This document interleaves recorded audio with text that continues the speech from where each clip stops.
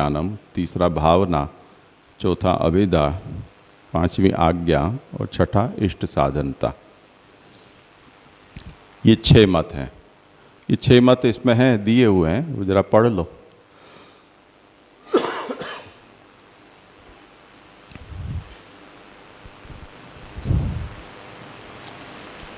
शक्ति, लक्षणा, तात्पर्य वृत्ति आदि शब्द धर्मन को विचार करे के शब्द है, सो श्रोता को कार्य में प्रवृत्त कर सके है कि नहीं, यह बात को विचार करे है प्रवर्तकत्वम इति। ब्रह्म को जो पुरुष कार्य मात्र में प्रेरक नहीं माने है, विनके मत में शब्द के सुने पीछे कार्य में पुरुष की जो प्रवृत्ति होई है, वहाँ में शब्द ही कारण है, अर्थात शब्द ही कार्य में प्रवृत्त करे है। तहाँ 6 पक्ष है।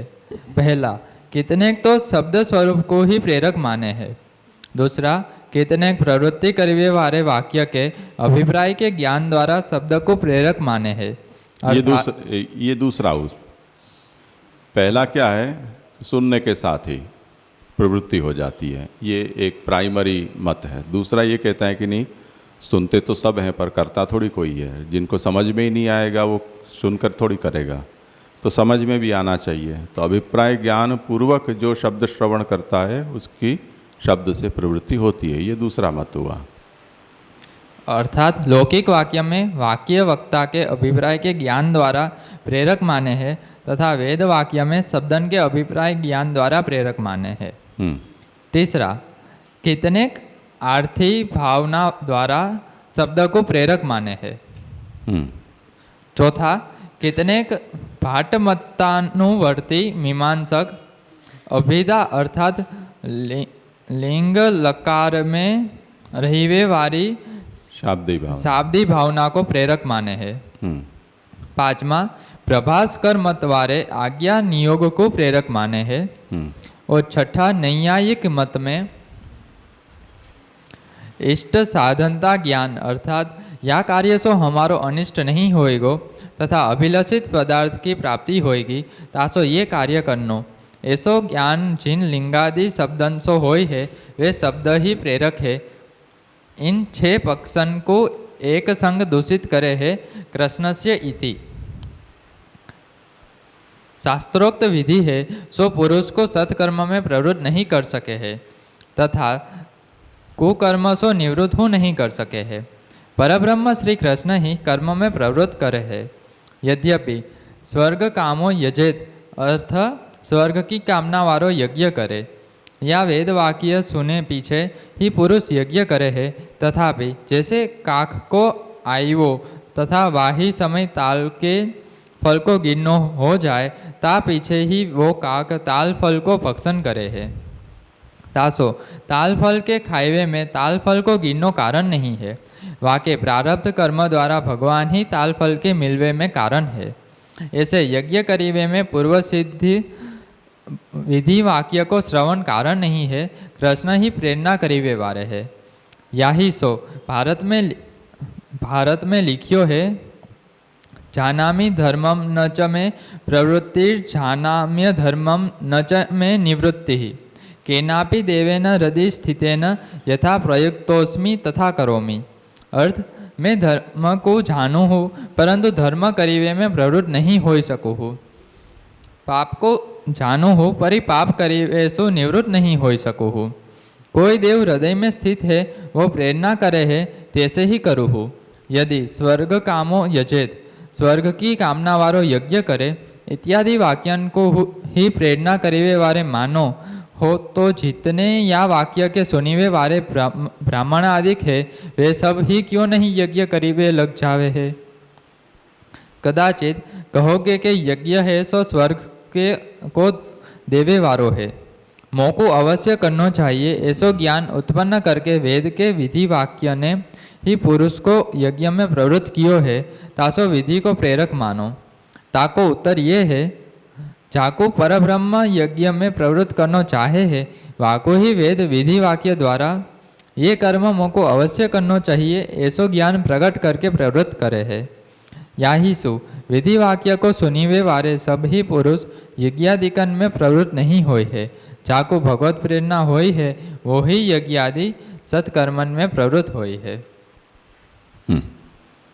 ठीक है।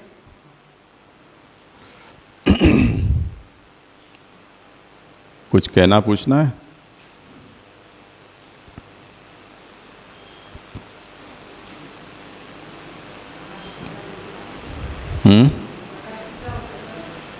हाँ, वो देख लें। वो अभी तो 6 पक्षों को केवल गिनाना था, पर पूरा हमने पढ़ लिया, तो अब प्रकाश देख लेते हैं कि ये 6 पक्ष गिनाने के बाद तान सर्वान एक हेलया स्वमतेन दूषयति।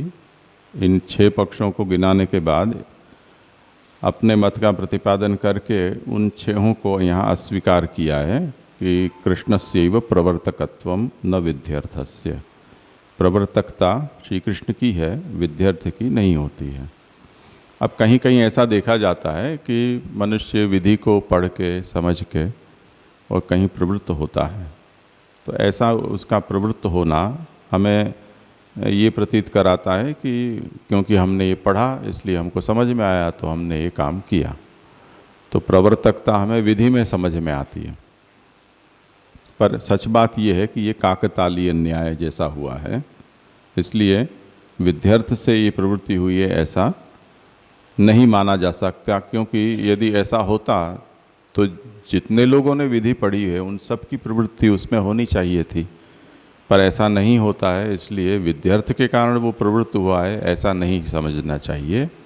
पर जिसको विध्यर्थ का ज्ञान होने के बाद वो प्रवृत्त हो, ऐसी जिसके विषय में भगवान की इच्छा है, वो भगवान ने ही उनको ऐसी प्रेरणा दी है, इसलिए वो प्रवृत्त हो पाया है।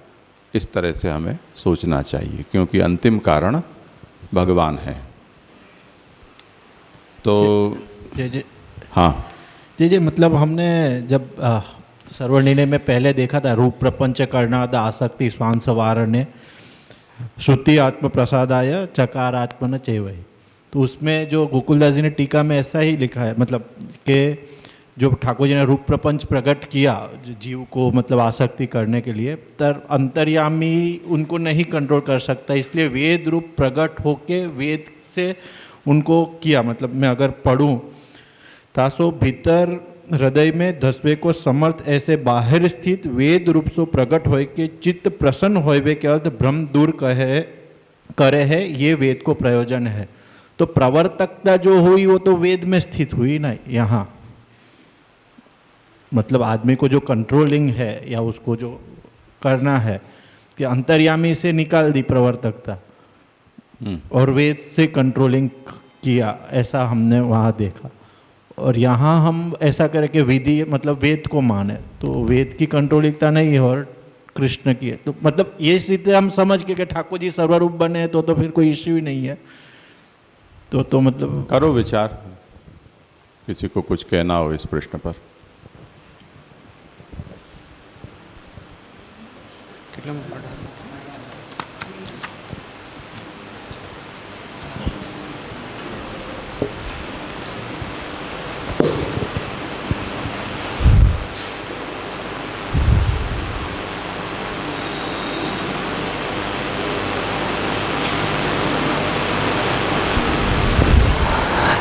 यहाँ पे मुझे ऐसा लग रहा है कि दोनों बातें अलग अलग है।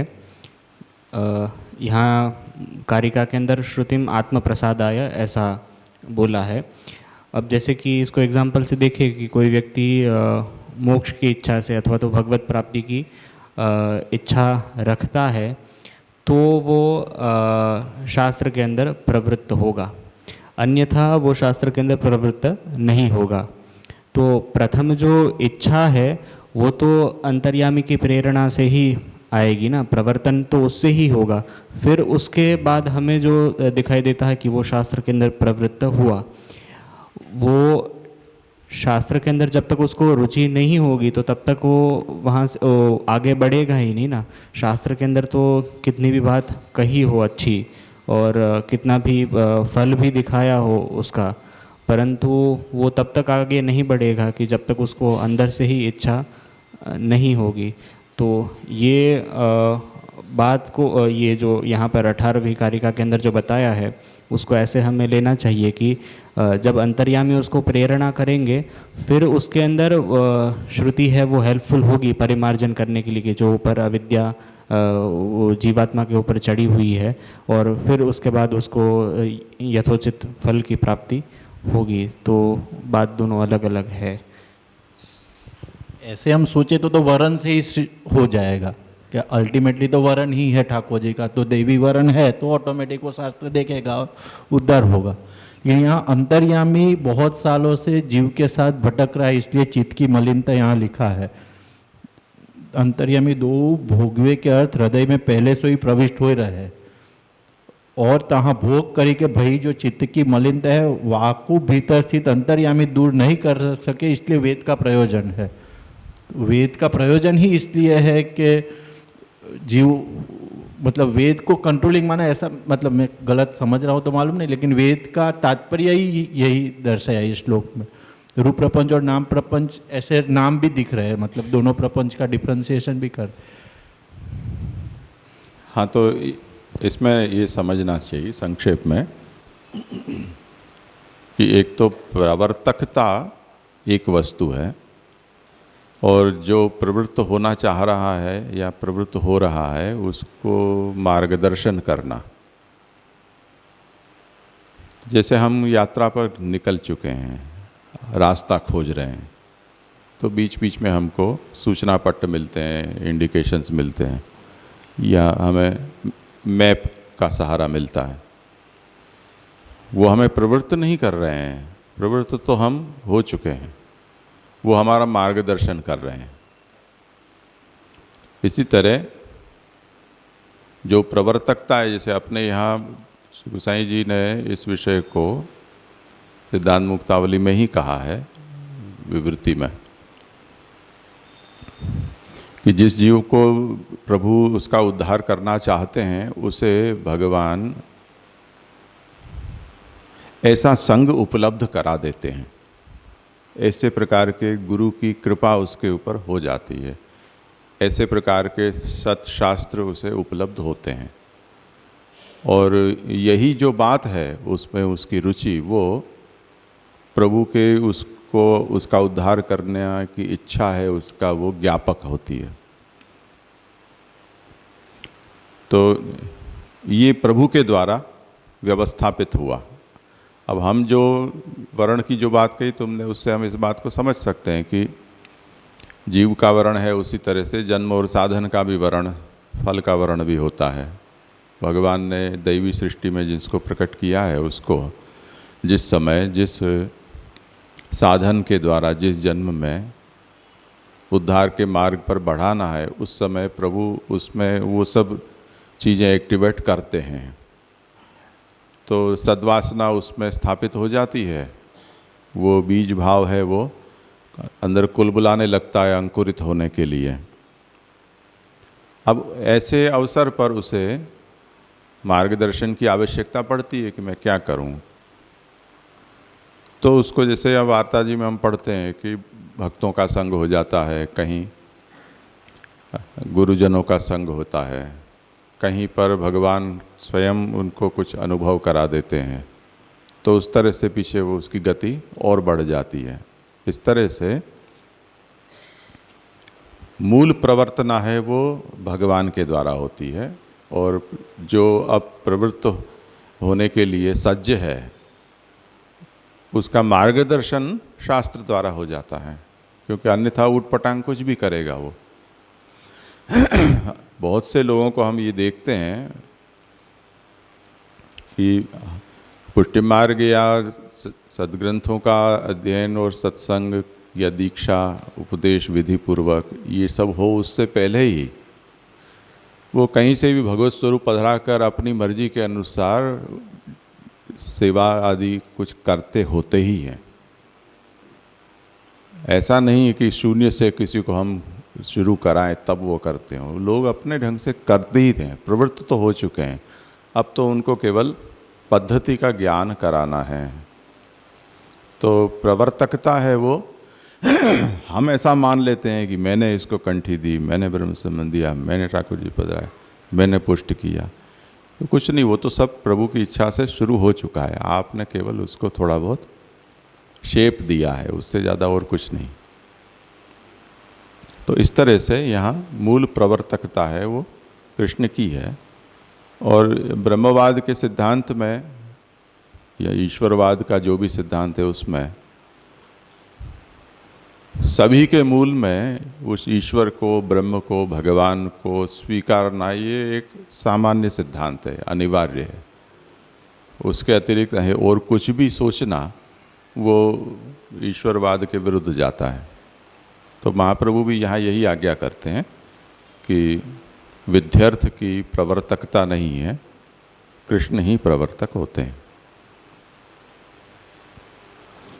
अब इस पर जो ये नैयायिकों की दृष्टि से ये कहा गया कि मम इष्टम मम एतत् कार्यम इत्यादि ज्ञानम कृत्वा प्रवर्तनात् कारणत्वम, कुछ लोग कहते हैं कि मुझे ये अच्छा लगा इसलिए मैंने ये करना शुरू कर दिया। तो ऐसा लगता है कि इष्ट साधनता का जो ज्ञान है उसके कारण लोग प्रवृत्त होते हैं। तो कहते हैं कि कार्यता आदि परिज्ञानम उत्पाद्य एष प्रवर्तयेत। हम ये कहना चाहेंगे कि ठाकुर जी ने उस व्यक्ति को ये समझाया कि ऐसा करने से मेरा हित होगा, इसलिए वो उसको इष्ट साधनता का ज्ञान हुआ और वो प्रवृत्त हुआ। तो आप जहाँ से शुरू करोगे उसके पीछे हम धक्का लगाने वाला कृष्ण रख देंगे, ये तात्पर्य है। जैसे हम छुक छुक गाड़ी में बैठे हैं, मानो कि हमारा डिब्बा बीच में आया, 15 डिब्बा है, उसमें से हमारा 10वें नंबर पर है। तो 10वें नंबर से हम इंजन की ओर जाएंगे तो 9वां डिब्बा आएगा, तो हम ये सोचेंगे कि 9वां डिब्बा हमको खींच रहा है। फिर पता चला कि नहीं, 8वां एक और डिब्बा और है, तो हम ये कहेंगे कि ये डिब्बा हमको खींच रहा है। तो हम तो तात्कालिक दृष्टि वाले होने से ये सोचते हैं कि इसके कारण हम खींचे जा रहे हैं, पर खींचने वाला तो इंजन है। तो वो इंजन तक यहाँ श्री महाप्रभु पहुँचाते हैं कि जितने भी 6 मत हैं वो मत केवल हमारी समझ के स्तर पर हैं। जो सृष्टि करता है वो मूल तो करने वाला सब कुछ वही है। कुतः एतद, अब ये कृष्ण की प्रवर्तकता आप मानते हैं, उसमें क्या हेतु है?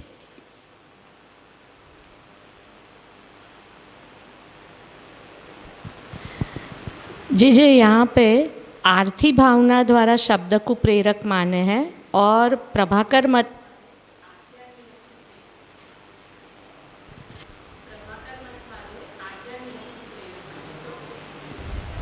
हाँ, कोई बात नहीं, मतलब चौथा, पांचवा, छठा ये 3 विषय हैं, वो मैंने स्किप किए थे क्योंकि वो ज़्यादा टेक्निकल है। उसका मैंने सुबह यजेत पद में यज धातु और लिंग, जो विधि लिंग का प्रयोग है, उससे मैंने ये समझाया था कि उसमें ये 2 भावनाओं से उन्होंने और सूक्ष्म विभाजन किया है प्रवर्तकता में।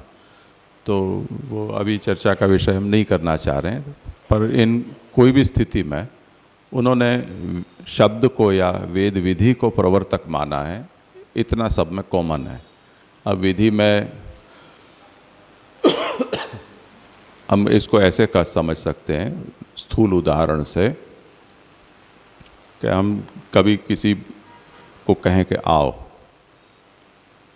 अब वो बेचारा ये नहीं समझ पा रहा है कि इतने में आओ किसको कहा रहा है, तो वो पीछे देखेगा। शायद हो सकता है कि पीछे वाले को मैंने कहा हो, तो हम कहेंगे कि हाँ हाँ तुम, तो उसको बुलाया। अब वो संकोच कर रहा है, कभी सभा में खड़े होने कर और सबके सामने आने में ऐसा अनुभव उसका नहीं है। अब हम ये कहेंगे कि अरे आओ, तो थोड़ा आवाज़ बढ़ाकर, जोर देकर या क्रोधित होकर हम उसको कहते हैं, यानी जोर लगाते हैं। तो बेचारा डरता हुआ, शर्माता हुआ, धीरे धीरे उठता हुआ आएगा, लड़खड़ाता हुआ। अब जो पहले कहा था वो भी शब्द वही थे, वो भी उसके कान में पड़े थे, पर उसमें प्रेरकता नहीं आई। जब दोबारा जोर से कहा, और तो कुछ अंतर नहीं था, केवल टोन बदला हमारा, तो वो उसके लिए प्रवर्तक हो गया। अब ऐसा होता है कि नहीं होता है? अब इसकी साइकोलॉजी सोचो या शब्द शास्त्र की दृष्टि से इसमें हमने क्या परिवर्तन कर दिया, उस बात पर विचार करो। तो उस पर ये मीमांसक भाट्ट और प्रभाकर हैं, वो झगड़ रहे हैं एक दूसरे में कि यज धातु का जो अर्थ है देव पूजा संगति करण दान, वो यज तो सभी लोग सुन लेते हैं, पर उसमें जो यजे तो उसमें जो लिंग लकार लग रहा है और उसका जो फोर्स आज्ञा, वो आज्ञा यज में कहाँ है? वो तो उस लकार में से आ रही है। तो प्रवृत्ति उस लकार के कारण हुई। और जीणु कात्वानु जिसको कहते हैं ना गुजराती में तो उसको वो कहते हैं कि ये भावना है। वो दो तरह की भावना होती है, शाब्दी भावना और आर्थी भावना। तो एक लोग ये कहते हैं कि आर्थी भावना से प्रवृत्ति होती है, कुछ कहते हैं कि शाब्दी भावना से होती है। दोनों के पास अपने अपने मत को समझाने के लिए या सिद्ध करने के लिए तर्क हैं। तो ये मीमांसकों का मत है। पर कोई भी स्थिति में वो ये कहते हैं कि विधि में प्रवर्तकता होती है। महाप्रभु कहते हैं कि प्रवर्तकता भगवान में है, विधि में नहीं है। अब कहते हैं कुतः एतद्, ये जो नैयायिकों ने कहा कि इष्ट साधनता से हो जाता है, तो कहते हैं कि अनिष्टम इष्टम साध्यम व नासाध्यम किंचिद अस्ति ही तथापि यतते कश्चित क्वचिदेव हरिच्छया। कि इष्ट साधनता ज्ञानस्य प्रवर्तकत्वं तदा स्यात् यदा यद अनिष्ट साधनतां ज्ञात्वा निवर्तेत। हम इष्ट साधनता के ज्ञान को प्रवर्तक तब मानते कि जब अनिष्ट का ज्ञान होने पर लोग निवृत्त होते होते। पर हम देखते हैं कि लोग जहर खाते हैं, हम देखते हैं ये लोग युद्ध लड़ने जाते हैं जिसमें मारा जाना नियति है। इसी तरह लोग नदी आदि में कूद पड़ते हैं। अब ये तो स्पष्ट रूप से इसमें अनिष्ट साधनता पता चलती है, फिर भी लोग प्रवृत्त होते हैं। तो हम ऐसा कैसे मान लें कि जहाँ इष्ट साधनता का ज्ञान होगा वहाँ सब लोग प्रवृत्त होंगे ही? ऐसा कोई नियम नहीं बना सकते। इसी तरह पाषंड मते असाध्येपि मोक्षे प्रवृत्ति दर्शनात्, लोग जो पाखंड मत होते हैं जहाँ कोई मोक्ष की संभावना नहीं है, जैसे हम लोग चतुर्थ स्कंद का बड़ौदा में चिंतन शिविर हुई थी, उसके बाद दादा भगवान के केंद्र में गए थे। श्याम दादा थे, मधुसूदन जी थे, मनोज बाबा थे, हम सब लोग ऐसे ही देखने के लिए।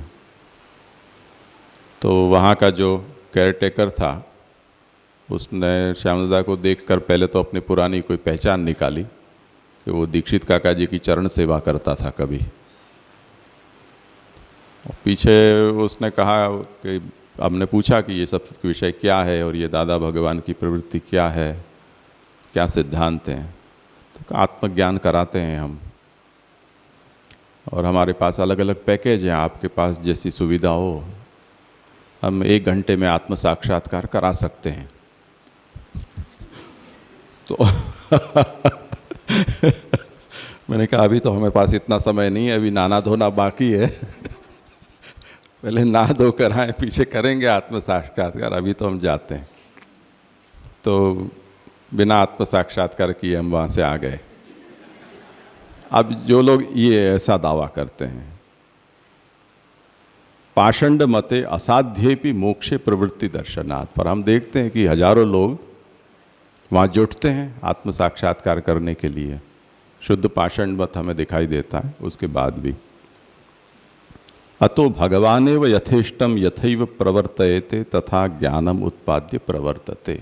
इसलिए बात तो सच्ची ये है कि जिसको पटकना हो उसको भगवान ऐसे केंद्र में भेज देते हैं, जिनका उद्धार करना है उनको वहाँ से बचा लेते हैं और सन्मार्ग में प्रवृत्त करते हैं।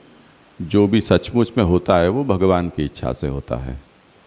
इसलिए वस्तुतस्तु न किंचित इष्टम न किंचित साध्यम इत्यर्थः। हमें पता ही नहीं है कि इष्ट किसे कहते हैं, अनिष्ट किसे कहते हैं, और हम ये कैसे सोच लेंगे कि हमने जो इष्ट सोचा है वो सचमुच में इष्ट कारक ही होगा, कुछ और होगा, ये भी तो हो सकता है। तो इसमें कहीं कुछ इष्ट अनिष्ट की बात नहीं है, जो कुछ भी है वो भगवद इच्छा से होता है, ये सिद्धांत है। तो इस तरह से ये जो प्रवर्तकता है वो भगवान में है, इसका यहाँ तक विचार हुआ। मुझे लगता है कि आज समय हमारा हुआ है, यहाँ विराम रखते हैं।